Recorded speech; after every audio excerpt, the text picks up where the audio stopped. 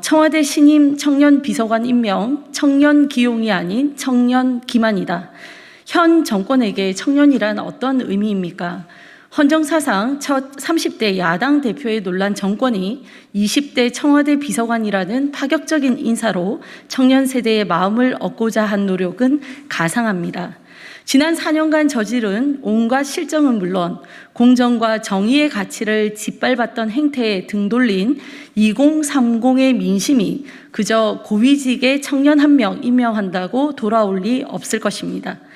게다가 일반적인 청년의 경우 바늘구멍 같은 행정고시를 통과한다 한들 정년퇴직 전까지 1급을 달기도 어려운 마당에 보여주기식 낙하산 인사로 오히려 상대적 박탈감만 불러오고 있으니 여전히 이 정권은 무엇이 문제인지 모르는 모양새입니다.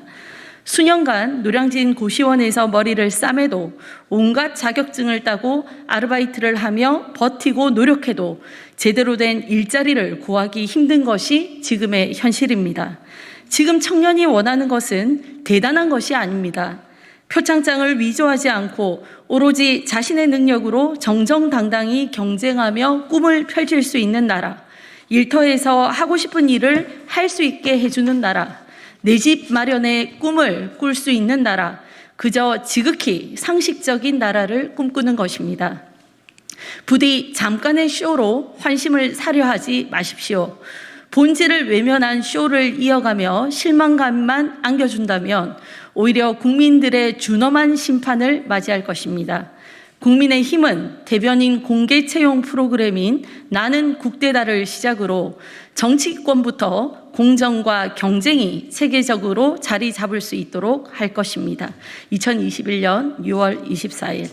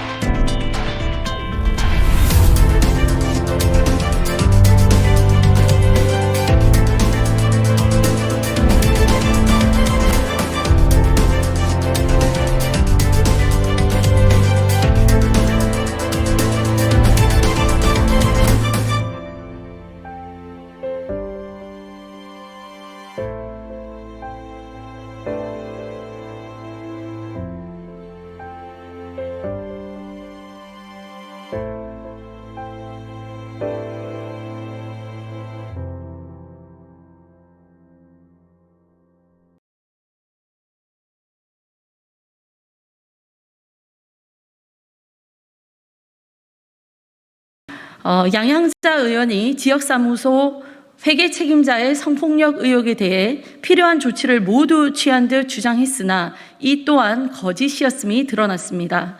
언론 보도에 따르면 민주당 광역시당이 양 의원에게 2차 가해성 발언을 자제할 것과 함께 양 의원도 이에 당사자이므로 접촉을 금지해 줄 것을 요구하는 내용의 공문을 발송했다고 합니다.